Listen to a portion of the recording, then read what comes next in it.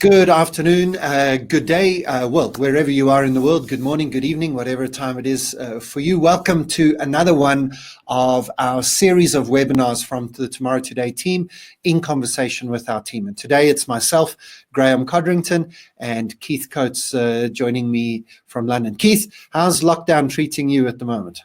All good. I'm counting the days until the football season resumes, and today it's 6 days left and we kick off the Premier League, so that's important. And I see you've got your Liverpool pin on as you normally do. You've got to get 2 more wins in, don't you, to secure the season properly? 2 more wins. It's a fascinating scenario. If Man City, who play one of the first games, lose, then Liverpool can win the title in their first game, which is away to Everton. And so it's actually, Graeme, it's been very interesting seeing how something as important as football for many people has managed their reintegration back. Test cricket's about to resume as well. Early July, the West Indies cricket team arrived in London. So it's fascinating seeing. And rugby starts in New Zealand this weekend, as New Zealand have opened up as well. So as you say, sport is an important part of society, isn't it? And we've been desperate the last few weeks to see our live sport. I think, I don't know whether it was a Klopp saying or a Shankly, but it comes out of one of the Liverpool greats who said football isn't important, but it's the most important thing of the things that don't matter. That's a quotable quote. Anyway, enough talking about sport and football. That's not what we're here for. Thank you for those of you who are joining us live. If this is your first time in a webinar jam, we like this platform. It's a nice one.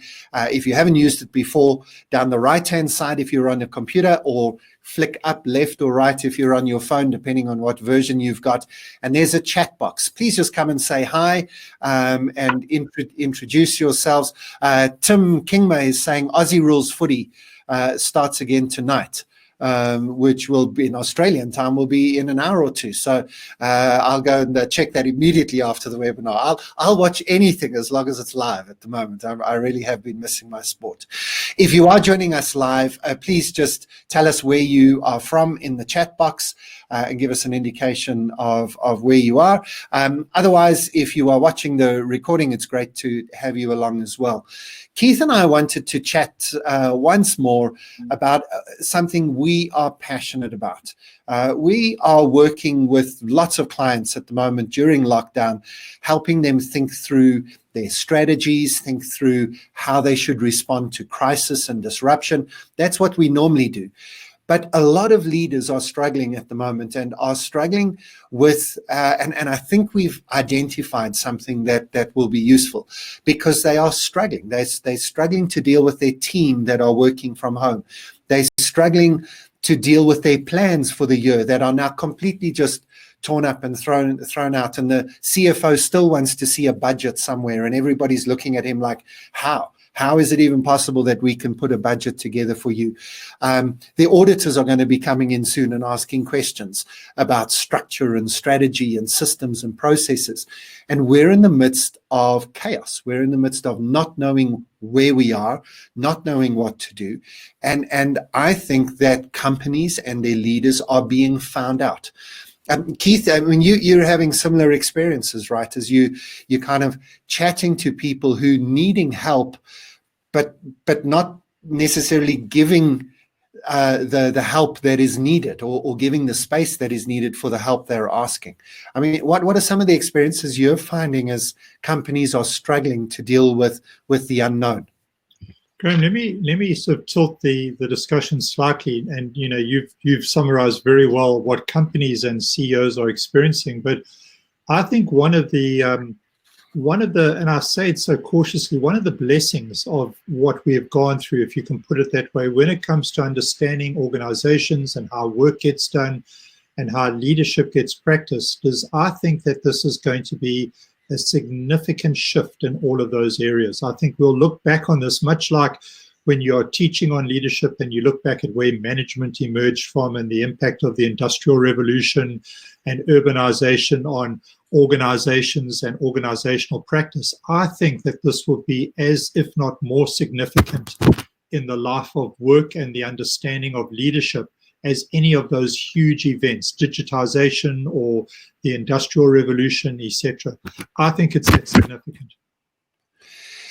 Keith, I mean, I agree completely on that. And what I'm seeing is, and I do think you and I were chatting earlier in the week, and this is what got me to schedule this conversation in this webinar format.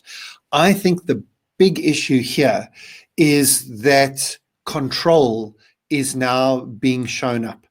That most managers would swear blind. They're not micromanagers. They delegate. They give their team authority and responsibility. But I mean, you and I have been working with companies for 2 decades where we've seen that they haven't. I mean, everything from you tell a joke in the boardroom and everybody looks at the CEO to wait to see if he laughs or not. And then they all laugh. Well, I mean, we've seen this. We're not making this stuff up. It actually happens. And now, I mean, we've been working with a few clients over the last few days who are wanting us to help them to talk about leadership and management of virtual teams and remote teams. And these managers are being so controlling in the way they even want us to run the workshops on virtual teams. It's actually ridiculous. And you almost think you want to say to the client, this isn't going to work, right? This workshop is not going to work because there's an underlying problem, and that is your need for control. And I think this COVID crisis is going to expose that need for control, and only the companies that are able to shift away from the command and control approach to leadership are actually going to survive and survive the rest of the 2020s as well. Graeme, all the management tools we've got are designed to control the very term management. I remember years ago in the early part of my career going on a Louis Allen management course, and that was one of the Rolls Royces of courses that you could do at the time, and you were taught what good management is. And the very tools and the metrics that we've got around managing is exactly that. We manage people. If you go to the world of theatre and you look at how the theatre uses terminology, they never refer to people and management. In the theatre world, managers are people who manage things. They manage the lighting, the production, the sound, etc. When it comes to the people aspect of theatre, you have directors. And I think that, there's been this old argument of what is the difference between management and leadership? And it's a bit of a red herring. I think one of the casualties of COVID-19 is going to be we'll finally get rid of that toolbox that we call management.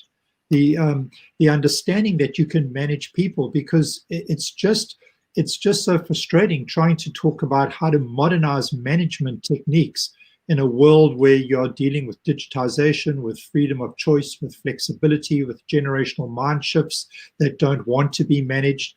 And this might be the thing that finally means we can dump this term management, get rid of some of those archaic tools that simply don't work, and understand that there's a better and different way to get business efficiency happening. Now, this sounds maybe very theoretical, and at one level it is, because you've got to think before you can practice. One of the things I love about adaptive leadership is that it understands leadership as not a job. Leadership is not a job. Leadership is a practice. Leadership is used as a verb.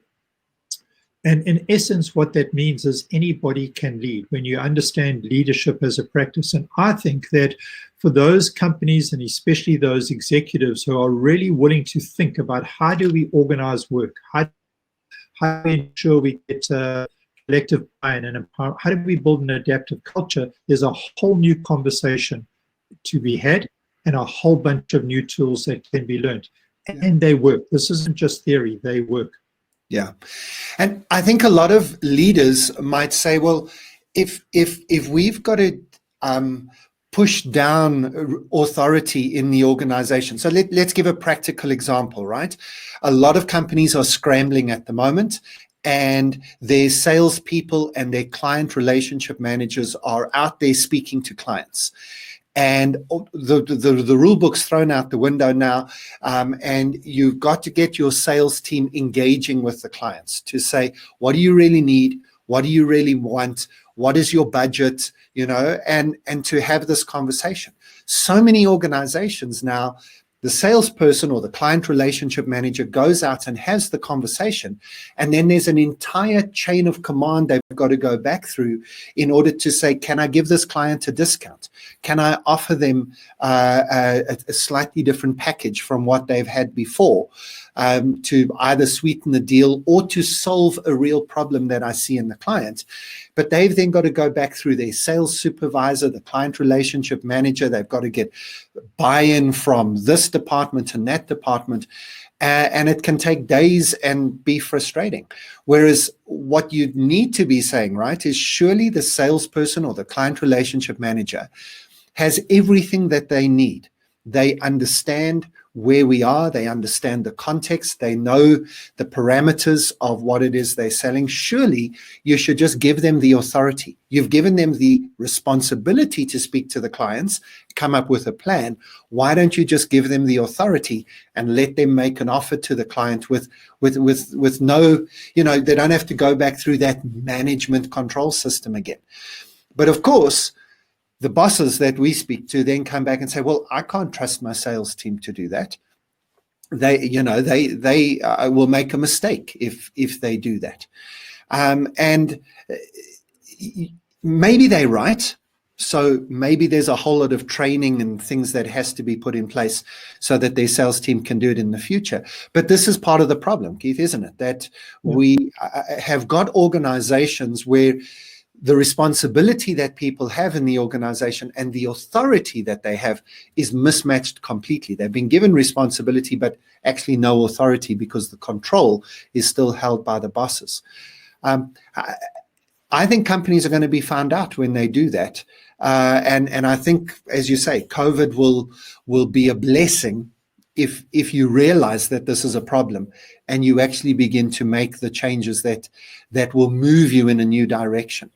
You see, I think, Graeme, when you understand what it will take to be a truly adaptive organization, you've got to go back to the very foundations. And the way we've traditionally built companies with silos and with a lot of firewalls between departments is not conducive to being able to short circuit that authority, that decision-making process. So in the average company, what happens with information flows to authority. So at the executive level, they get all these information pipelines feeding them, sales, HR, etc. Information in the organization is designed to flow to authority. In an adaptive organization, exactly the opposite happens. Authority is made to flow to where the information sits. So if that salesperson that you talked about understands clearly the company's purpose and what the end game is and what the objective is, and has enough other pieces of the puzzle, why wouldn't you give him or her the right authority to make a decision there and then? So it's a situation of a company wanting to be adaptive says, how do we make sure that authority flows to where the right information sits? And surely that salesperson, using this example, is the best equipped to make the call. They are the frontline person dealing with the client. And if they are responsible and understand the organization's purpose, why would you not want to give them authority? Yeah. And why I know this works is that McChrystal in his wonderful book, Team of Teams, did exactly this on a nuclear submarine, where he undertook never to give another command on a nuclear submarine other than the right to launch a missile. He said that was his moral and ethical responsibility. So this isn't some kind of ivory tower academic talk. We're going to have to rethink our organizations, and we're going to have to rethink how do we communicate purpose? How do we break down the silos? How do we give? Now, I think one of the challenges, people have been so conditioned to work in the world that we've created, they might not want some of this responsibility. Sometimes it's easier just to wait to be told what to do, because if it doesn't work, well, then it's not my responsibility. So we are going to have a number of mind shifts that Keith, now you're talking about committees, right? At least half of committees in organizations are designed merely to cover the decision maker's butt, right? so that the person doesn't make a decision. They take it to a committee, and the committee discusses it and comes up with plans, which then half of which are ignored anyway. But this talks to organizational structure as well, doesn't it? That we don't need half of the structures we've got if we become an adaptive organization. In fact, most of the structures we've got are part of the reason why you're struggling to deal with the COVID crisis at the moment, because you're trying to have all your committee meetings and everything, and you're not being able to get to them. Graeme, I've been playing with a phrase that I can't get out my head. I read about it the other day as I've been doing a lot of work around how do we truly talk about and build adaptive organizations. And the phrase was this: your structure should become your strategy. Now think about that for a moment. That's never been the case. But when you understand the need for a company to be able to pivot quickly, to respond instantaneously, if your structure doesn't allow that, it always is going to be an uphill battle trying to be adaptive. But if you've got a structure that can mold and shape and change its shape in response to what it is experiencing, that becomes your strategy. So I think there's a tremendous amount of depth in when you start to understand your structures, your strategy. There are 5 elements of an organizational culture that if you want to be adaptive, you can benchmark yourself against these 5 things. Should we just run through them quickly? Please go. So the first one is, if you've got an adaptive organization or adaptive culture, naming elephants in the room is the norm. You and I have both been in meetings where clearly there's an elephant in the room and no one wants to mention it because of the politics involved or because of a fear factor, and you just kind of bypass it. So if you've got an adaptive culture, naming elephants is the norm, not the exception, the norm. It's that kind of robustness. The second characteristic is you institutionalize reflection and learning. So again, they're not marginalized, they're not put into a category or to a silo, they're not things you do if you've got time and budget or every now and then you feel you need to do it. You institutionalize reflection and learning. I don't sit in many executive meetings where there's a true amount of reflection, where silence, stepping back, reflecting. The third characteristic is you encourage independent judgment. That goes back to your sales example. You encourage that. You don't minimize it. You encourage independent judgment. The fourth characteristic is you nurture shared responsibility.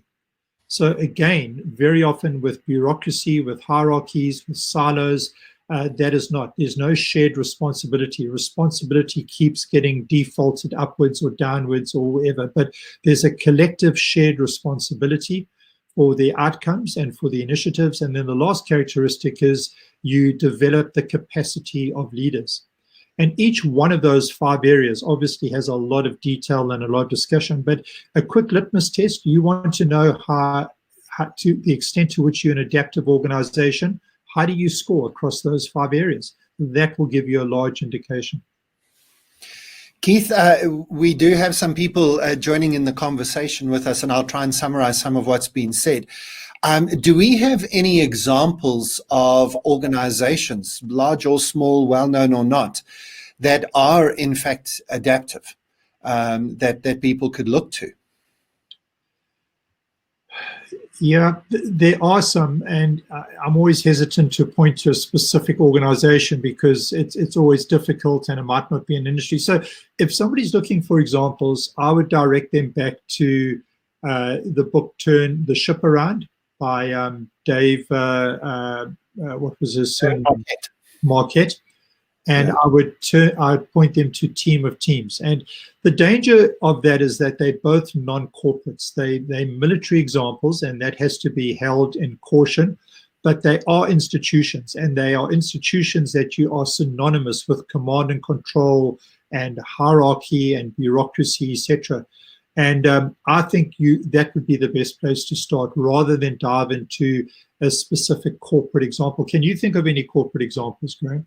Yeah, I think that there are some examples. There's an example of I think it's a South Korean company that was written up in the Harvard Business Review a number of months ago that has really moved towards self-organizing teams. You're talking about Haier, the Chinese company, Haier. Sorry, Chinese, not South Korean. So Hire has moved that, and Harvard Business Review did a wonderful review of them. I think companies like Zappos, for example, before they were bought by Amazon, tried to work in this way. And even Amazon itself and some of the other competitors with Amazon are companies like WeChat as well in the digital space, use some of these principles.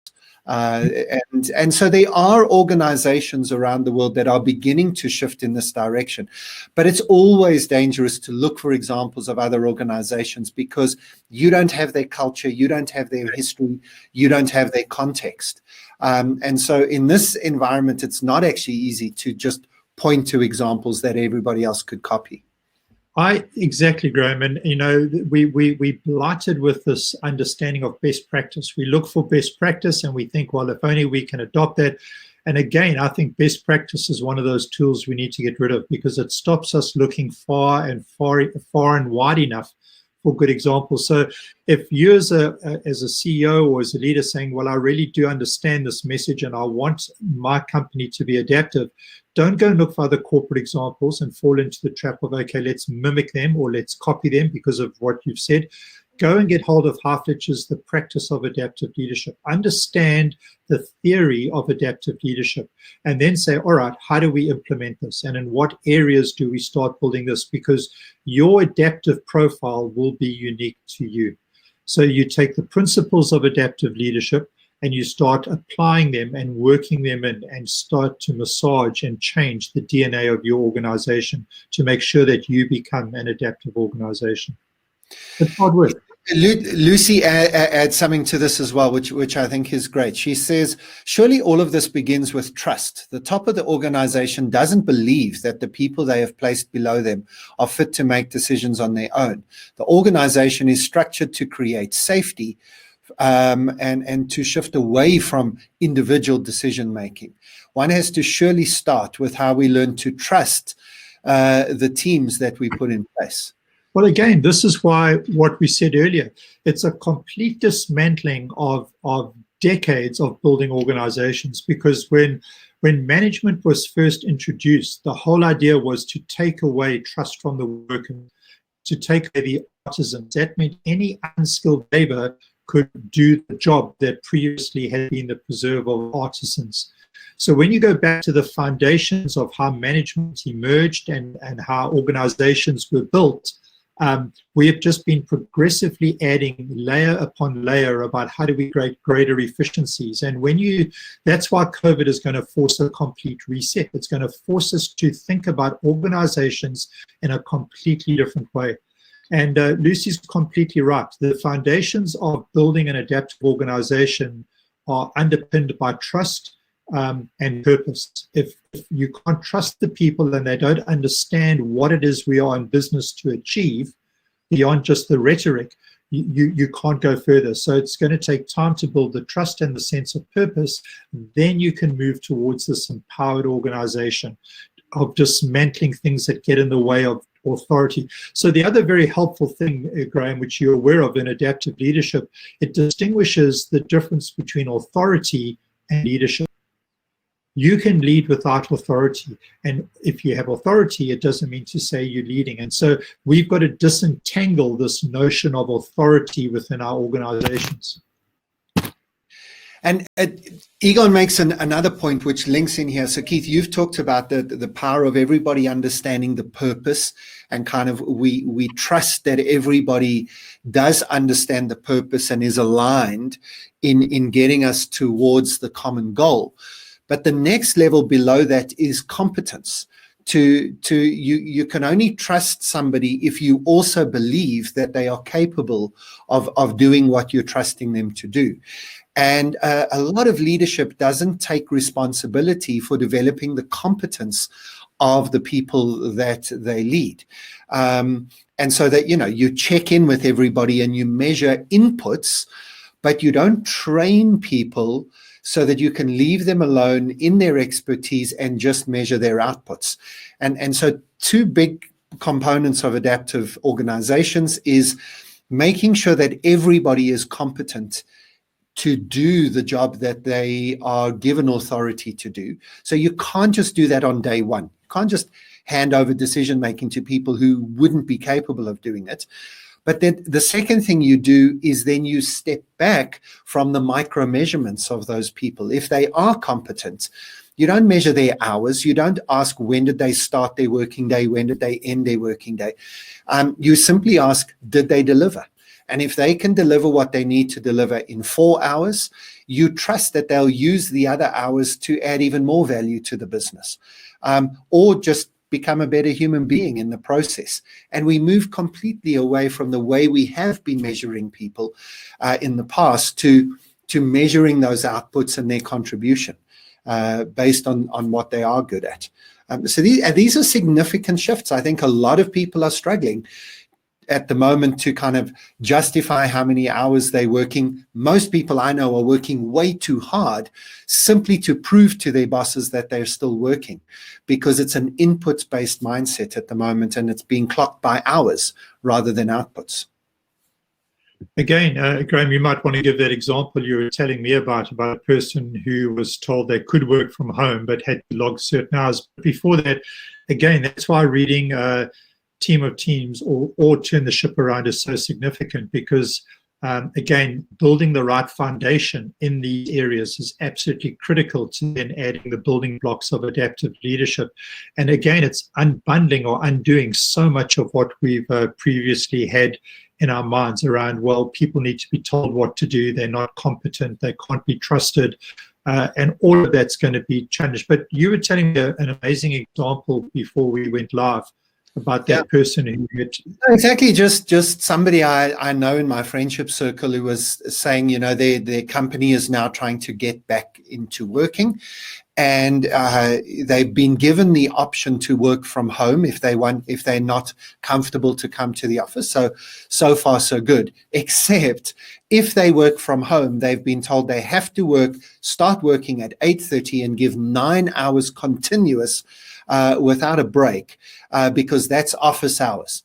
And I don't think that's the specific way it was phrased might be exceptional, but I don't think it's an exceptional attitude, in the sense that I've heard a lot of people who have been measured and judged by making sure they're keeping office hours, even being required to dress up for their webinars, you know, and put a suit and tie on basically to come to a webinar.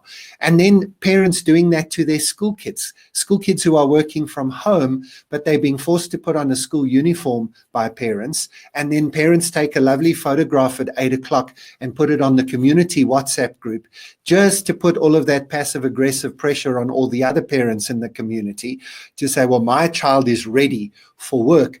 It's just, in my mind, it blows my mind actually that this is the way that a lot of people are living and working in the world. And I think COVID is shining a spotlight on a significant problem with the way we measure our contribution and our success. Graeme, I think if I was part of an executive right now, the conversation I would be having, either virtually or when we can get back to around the table, would be around let's step back from our business and the industry we are in. Firstly, there might be questions to ask, has this industry got a future? Because we're going to see a lot of businesses and a lot of industries hit dead ends. And so that's you're looking out the window, and there's a way to do that. But then if you kind of answer those questions to say, yes, we have a place and a relevance, then to really start questioning, well, what has worked, what hasn't worked, and what do we need to change, and have an honest conversation around that, because you might find that your productivity levels haven't dropped at all. So people haven't been coming into the office, and that leads to all kinds of things of why do we need to hire this office space? What is it when we are together needs to be accomplished? Why do we need to be together? Who needs to be together? What needs are being met by being together? What does flexibility look like? How do we measure? How do we create accountability for the responsibility that and these are all good conversations. Building an adaptive culture or being an adaptive leader is not easy, because adaptability goes to a level beneath efficiencies and operational execution. It goes to things like, what are our priorities? what do we believe about ourselves and our business? What habits do we want to ensure exist in our business? What loyalties are there? And that's the level you're playing at. And so when you start to have those conversations about evaluating your business in the light of our current context, I think all kinds of new things will emerge. And if you're going to have that conversation, make sure it's just not the familiar people having that conversation. Open the conversation up. Hear from different people in your organization. Everybody. You see, one of the tenets of adaptive leadership is it sees leadership, your organization, systemically. It sees it as a system, not as a building block of silos. And when you start, and Peter Senge wrote about this decades ago, when you start to understand systemic thinking, it changes how you then approach certain challenges and how you build momentum and what strategy looks like. So it's a fundamental reset. But again, there's no quick fix. There's no three things you can do. You've got to go back and read. You've got to go back and reflect as a leader or as a leadership team. I would make the entire executive team read those two books, Team of Teams and The Practice of Adaptive Leadership. Sharon's recommended another book that I'm sure you would agree with. I do, Maverick by Ricardo Semler. So I mean, the value of Maverick is that Maverick unpacks practicalities. He's in a position as a CEO. Harvard used to send their MBA students through SEMCO, which was the organization that Ricardo Semler set up in Brazil. And we loved it for a couple of reasons. One, it was in Brazil, one of the BRICS countries. And again, Maverick and the 7-day 7-day week. Yeah. He talks very practically about what this could look like. There's a level beneath that because he was able to do what he did because he understood some of the theoretical constraints and possibilities. So, but Maverick, yes, and it's an old book. It's been around for a long time, but he shared leadership responsibilities. And he said the test for him, he was involved in a very bad car accident that took him out of business for close on a year. And SEMCO did not miss a beat. They had continual double-digit growth for over a decade in the volatility of the Brazilian economy. And when their CEO was sidelined through this automobile accident, they did not miss a beat. And he said, if ever there was proof in the pudding, that was it. We had built an adaptive organization. Yeah. And Keith, for me, this is the reason why I'm becoming just more and more and more passionate about speaking about this.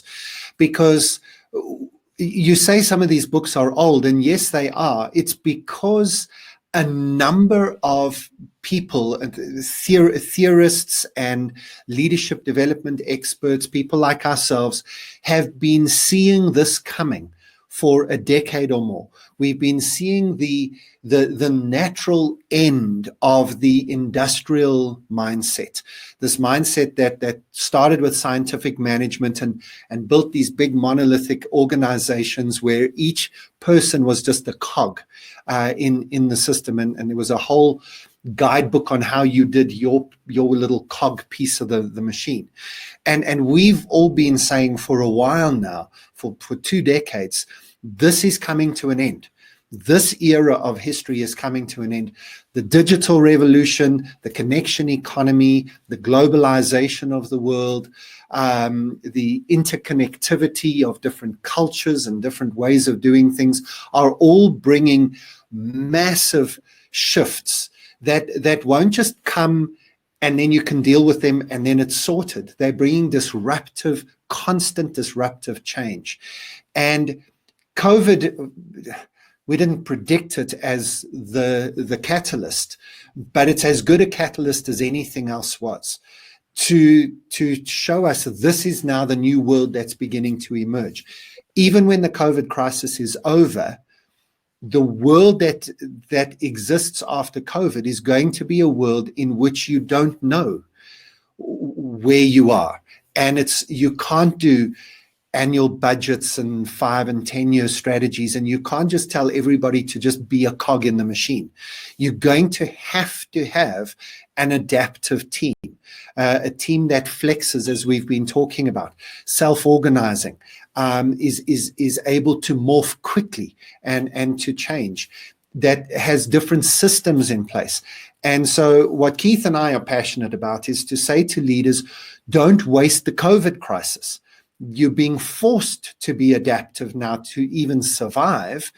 Don't see it as a temporary thing, and then you get back to the normal of the command and control and structure and systems. See this as a gift. See this as something that forces you to become adaptive so that you can survive, but then you become adaptive so that you can thrive in the rest of the 2020s. Keith, I think we've probably said all we needed to say, but what would be some practical advice that you would give to somebody who's heard what we've got to say and says, okay, I get that conceptually, but my organization, my team is far from that. Paul's even just made a comment now saying, he's got people in his team who he can't just leave them to be adaptive because they're struggling at the moment. They're outside of the structures that were in place and they lost. What do you do? What is a person, a leader in an organization who senses that what we're saying is right? What do they do next? Let's summarize. To Paul and others like Paul, I think you start with your sphere of influence. So if you're listening in and you're the CEO and you have the biggest lever in your hand, then there's an awful lot you can do. Your sphere of influence in your business context is huge. But I'd suspect many of the people listening are team leaders, they are divisional leaders, etc. But start with your sphere of influence. One of the challenges about being an adaptive leader is that you need to go beyond your level of authority, and there's risk in that, and it becomes a political game. Because if you really believe in what we've been saying and you've read the book Adaptive Leadership and you understand this and say, start with your sphere of influence. If you wait till those at the top understand this message and get it, you'll be waiting forever. So the question is, what can you do here and now within your sphere of influence? And as I said, the caution is that you probably are going to have to exceed your authority, and there is risk in that. But this is scary territory, and if we are going to change things, there's no safe, there's no risk-free journey into adaptive leadership for anybody sitting anywhere in the organization. So be deliberate, think about what you can do, where you can experiment, where you can own what is called your part of the mess, because it might get messy. There are two things you have to manage in adaptive leadership. You have to manage yourself and your own ability to be uncomfortable with discomfort, and you have to manage the discomfort of others that you're dealing with. And when you look at the discomfort of others, you have to look at all the stakeholders involved in the process. You have to look at the alliances that they have. You have to ask questions like, who's going to lose the most here? And this is the savviness that you have to demonstrate, because all of those things are valid and need to be understood. So start with your own sphere of influence, understand what it is you want to do, and then start experimenting. Some experiments will fail, and that's okay, and you own that. But you're probably also going to have to exceed your authority. But if you do it cautiously and you do it well and you do it sensitively and you do it in some ways by the playbook that Harflich and his colleagues have laid out for us, you will make significant headway, and your team or your division will probably be one that others very quickly look to, because they'll be saying, what on earth is going on there? How does he or she keep his people so engaged, so empowered? Why are they running? You will achieve the results you want. That's the only advice I could give. I'll add just three simple, hopefully practical things to that. First is, stop trying to get back to normal.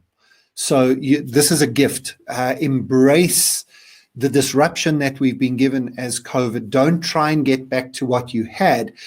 Ask yourself some of the questions that Keith has suggested. Ask questions about what would be a better way? How can we reimagine what we are doing? So embrace the disruption, embrace the chaos, and use this as an excuse to come out the other side and do something completely different. Rob made a comment, Keith, for example, about higher education, and him saying he thinks universities will just go back to normal. I don't think so. I've actually done work with 2 universities in the last few weeks, and both are trying to reimagine what a hybrid campus might look like. In other words, never going back to simply having all the students on campus going to classes again. embracing the fact that we can use digital education tools. So that would just be a simple example. Embrace the disruption. Don't go back to normal. The second thing that you should do, I think, is focus on connecting and engaging and empowering your teams. So if you're a leader, again, you have the tools and the levers in place to do that. If you're not part of a leader, do it anyway, and engage with your team to say, how do we bring authority closer to your responsibility? What is it that you need to do? What information do you need? What systems do you need around you? What authority do you need that you don't have? So ask these questions now of each member of your team. Ask it of yourself. And if you need more information, request it. If you need more training to become more competent, request it. Get involved in the system. And in helping other people to be fully engaged in the system. And then the third thing I would do, and this is the unashamed sales piece, is get in touch with us. Speak to our team at Tomorrow Today. Get us to help you to think through this. If all we do is provide you with a list of resources and some books to read and some podcasts to listen to, it'll still have been worth it. If you have the budget and you can use us as consultants and leadership development coaches within your system, we'd be happy to do that. We just are concerned that too many people are trying to get back to normal, and we think normal is part of the problem that will be exacerbated in the 2020s. And if you don't use this opportunity, this golden opportunity, you might survive COVID and then die by 2025 because the digital disruption takes you out, or because geopolitics shifts and takes you out, and Brexit doesn't go in the direction you thought it was going, or Donald Trump has another term, and you whatever. We can list 100 things that could completely and utterly change your environment. You've got to learn how to work and survive and thrive in a constantly changing environment. And what better time to do that than now? So if we can help you, we'd love to do that. Be in touch with our team at Tomorrow Today Global. Keith, let me give you the final word this afternoon. The final word, these are challenging times, but with every challenge comes huge opportunity. I'm just thinking, Graeme, as you were speaking there about the impact of Black Lives Matter. And, besides what's happening with COVID-19 and the uncertainty, you've got society shifting in fundamental ways. And these are challenging and not easy times for leaders. And if as a leader you think that Black Lives Matter and the impact of what's happening in society is not going to be felt within your business, just like the Me Too movement before that, it is your responsibility to embrace these. And so these are not easy times, but they're exciting times, because leadership needs to look like it's never looked like in the past, and grab hold of the opportunity. We'd love to help you. We are both passionate about this. So understand that probably the first edifice that is going to have to fall is going to be that of control. Thank you for joining us in this webinar. Again, everybody who was with us live, thank you for your comments. I think we got to most of them, but if we missed yours in the flood of comments, apologies. Please be in touch with either Keith or myself if you want to pick up the conversation afterwards. If you're watching the recording later, obviously just get in touch with us if you have any questions or comments as well. Keith, as always, thanks for your time. Great chatting. Enjoy the rest of your day. Great. You too. Bye-bye, everyone. Thanks, everybody.